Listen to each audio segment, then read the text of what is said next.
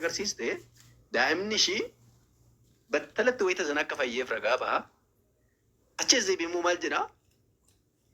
Yihudii ta'uun, Giriikii ta'uun.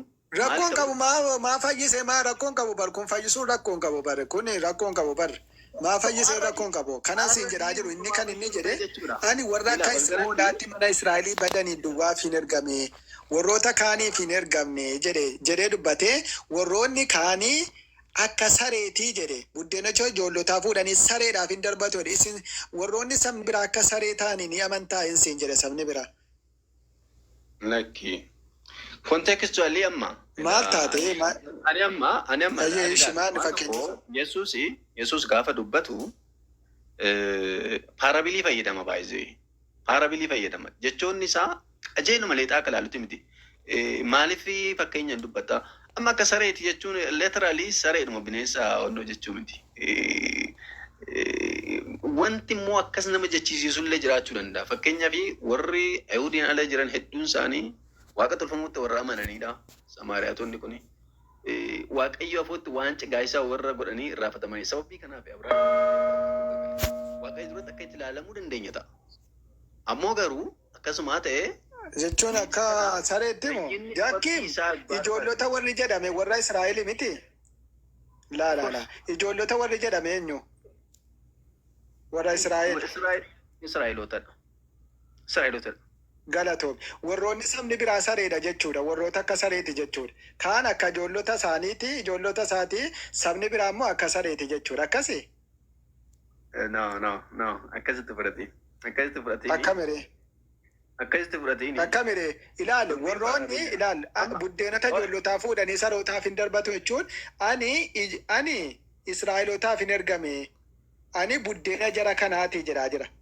Buddeena ijoollotaa kan inni jedhaa jiru ani buddeena jara kanaateedha. Firfaanii immoo sareedhaaf hin darbatanii jedhee gaafate. Ali amma sarees haa ta'u maalis haa ta'u sabi kaanii garuu Yesuus fayyiseera dubartii Samaariyaa tana Israa'el osoo hin ta'in.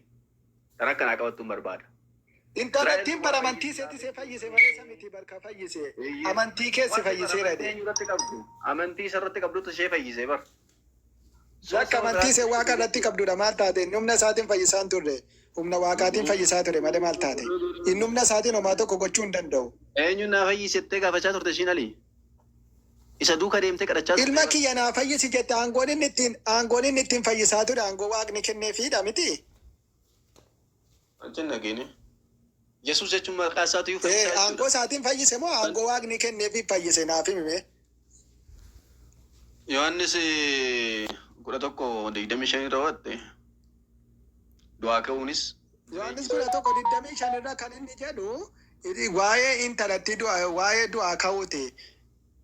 Maal jettee inni kan inni dubbatu Yohaannis 11:25 kanaatti jettus ni hin beekanne du'aa ka'uunis jireenyi si'anaa jedhe kan inni dubbate bakka sanatti dubartittiin ilma koonaa kaasi jettee jennaaniyyee. Akka inni bara dhumaatti kan waan iyyuu nan beekaa jetteeniin jennaan inni du'aa ka'uun jireenyi sana kan inni jedhe kan bara dhumaa dubbate malee kan yeroo sanaan dubban siigalee kan inni dubbataa jiru. Iseen immoo garuu isa bara dhumaa seeteetti akkana jettee. Kanan siin jedhee ilaali girma kanan siin jedhe. Yesuus Alaazaariin du'aan kaasne siin jedhe du'aa ka'uun sana eega jedhe. Kaaseera humna kaaseera ofiif kaase moo waaqayyoon kadhatee kaase. Nama fayyisuun aangosaa keessatti. Laa girmaa kiyya ofiif kaase moo waaqayyoon kadhatee kaase. Aangoo isaatiin kaase du'aa. Whatever. Aangoo isaatiin kaase moo waaqa kadhatee kaase. Waaqayyoonis jireenyis ana erga jedhe guyyaa firdiitti namoota kan du'a keessa. Ankanan si gaafadhe naaf himu du'aa sana kan inni kaase humna isaatiin kaase moo waaqa kadhatee kaaseen siin jedhe. Du'aa ka'uunis jireenyi ana jechuudha.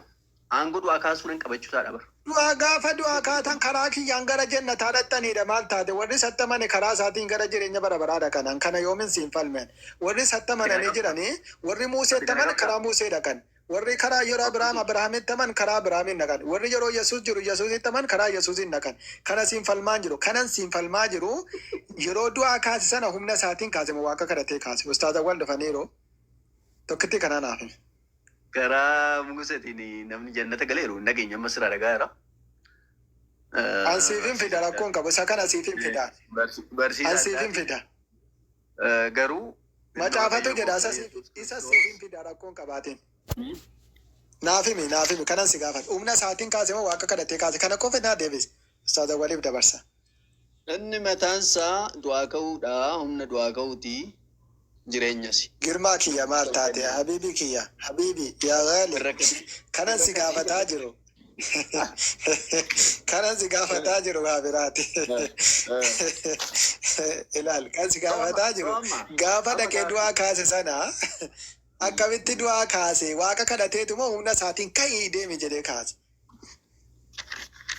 Ilaa Waaqayyoon galateeffateera. Abbaa isaan galateeffate yeroo hundumaan Waaqayyoon galateeffateera. Maa galateeffachuu siin hin jenne habiibi kanan siin jedhee akkamitti kaase waaqa kadhatee ofuma isaatiin ka'ii deemi jedhee kaase.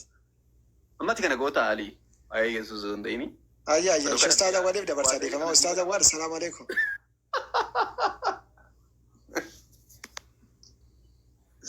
Ustaaza walii jedhu dubbachuu hin danda'u. Jirtanii ustaaz. Jira walaa alhamdulillah naguma ami. Hin dadhabee jira iyyuu arrabbo. Maali ustaazi mee hafuura guuttadhaame? Har'a hafuura hin guuttanne har'a. Har'a hafuura hin guuttanne hafuurri. Girmaa kanatti naa lallabaa. Akkasii Girmaan jabaadhaati. Girmaan nama gaariidha inshallah yoo rabbi jedhe suuta jedhanii akkana wajjin haasa'u hundas nama jedha.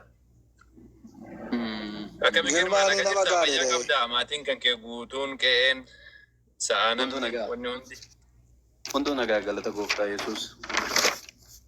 Yaa rabbi kiyya galata gooftaa Yesuus rabbiin niifte Waaqayyo Yesuus galateeffate. Yesuus Kiristoos yaa Waaqayyo ansi galateeffadha jedhee jiru suni dubbata immoo Yesuus galata Yesuus jedha. Maal jechuu? Yesuus Waaqayyoon galateeffata atammoo wannaa galateeffattaasa Yesuusin galateeffatta. Galateeffachuudha qaba Yesuusis. Amma tokko waan Qorontos manoo Phaawulos kaa'ee tokko duratti dubbachaa ture. Laa Yesuusis jedhamu qaalaman jiru wanni galateeffamu tokkichumatu jira malee. Divine structure keessatti. Wayi kaan jedhu Girmaa keenya sagaleen kee dhagaa maali? Sagaleen kee hin jiraati? Dhagaa. Ni jira ustaaz ni jira ejeen mi'ootii godhaddeen ni jira. Ayya inshallah. Girma ati Yesuusiin barsiisaa waa hunda barsiisa jettee yaaddamoo barsiisaa waan dhufeef osoo hin barsiisin deeme jetteetii yaadda?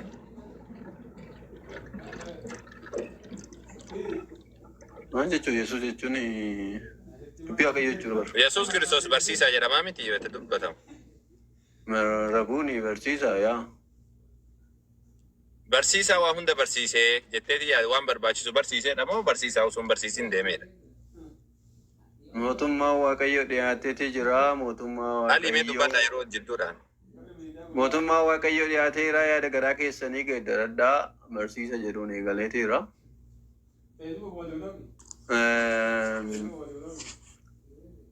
Baay'ee wanti ani kaasuu barbaadu yaada xiqqaas ta'e guddaa galatoomi. Baabilli guutummaa isaatti Yesuus Kiristoos akka ta'e argina. Kana maaliif jettanii Abrahaam gaafa ilma isaa fuudhee aarsaa gochuuf deemu muka baachisee deemee muka baachuu isaa. Bakka sana nagiin ka Girmaa kiyya bakka tokko dhaabbattu bar Girmaa kiyyatti ma wanna. Baabilli akka jiruuni Yesuus isiniin jechuuf hin jira. Baabilli Yesuus yoo jette baabilli guutuun isaa waa'ee Yesuusin dubbata Yesuusi. Qorsaatu maatar amma kana kaaseef. Gaafa Abrahaam ilma isaa fuudhee. Lakki waa'ee Yesuusin dubbatan jedhee baabilli guutiin waa'ee Yesuusin dubbatan yoo jette rakkoo sitti fide. Rakkoo fidu maaliif akkas jettee naajjiina gaafatu. Immoo sana jastifaayisii godha wannaa koorra. Kanneen jalqabee Abrahaam ilma isaa fuudhee muka baachisa. Ati ni amantaa baabilli guutuu waa'ee Yesuusin dubbata jettee ni amantaa ati. In dubbata jedhee namana. Numaa gaafitti hin qabu. Meemeeshi weedduu caalu naa dubbisishi boqonnaa torba. Waan jechuudha. Mee naa dubbisishi waa'ee Yesuus dubbata weedduu caalu. Baay'ee guutuu versii tokko fudhadhee si hubachiisuudhaaf rakkisuu danda'a. Garuu konteekstaalii akkamiini? Lakki versii tokko osoo hin taane kanan siin jedhaa jiru weedduu caalu waa'ee Yesuusiin dubbata yaa intala guddaa miilli kee kophee balleessee keessa maan miidhagaa afaan keessa na dhungadhu idiin kee akkasi ka jedhu. Waalaikum assalaam warahmatullahi wabarakatuh ustaaz. Deebitanii? Naam. Deebi'eeti waan jedheeni girmaa waan siin jedhe san na deebisteesa Yesuus Kiristoosii waan silaa barbaachisu hunda barsiisee jira jettamoo sun barsiisin deemee jetta? Completely barsiise. Barsiise. Tolchee. Waan amma kiristaanni dabalu kana keessa mee waan gilsitti waan ifa galcheetiin barsiise. Mee waan biraa yoo dhabe akka barsiisaan mana barumsaa waan biraa dhabu. Akka barsiisaan mana barumsaadha. Barumsa xiqqoo du barsiisutti waan kiristaan nama itti amanu keessa waan gilsitti yookaan waan ifa galchee dubbate mee tokkicha naaf himi. Tokko qofa. Waan ifa galchee dubbate waan tokko barbaadda. Balatu waan tokko waan barbaachisa. Siin fedha xiqqoo isheen eegi. Versii hin barbaadu. Mee tokko fakkeenyaaf amma waan kiristaan itti amanu cubbuu Aadam takka dabalataan ammas ammoo waaqummaa isaa nama guutuu waaqa guutuu kan biraallee akkasumatti wantoota hedduudha wanni kiristaanonni wanna jedhan.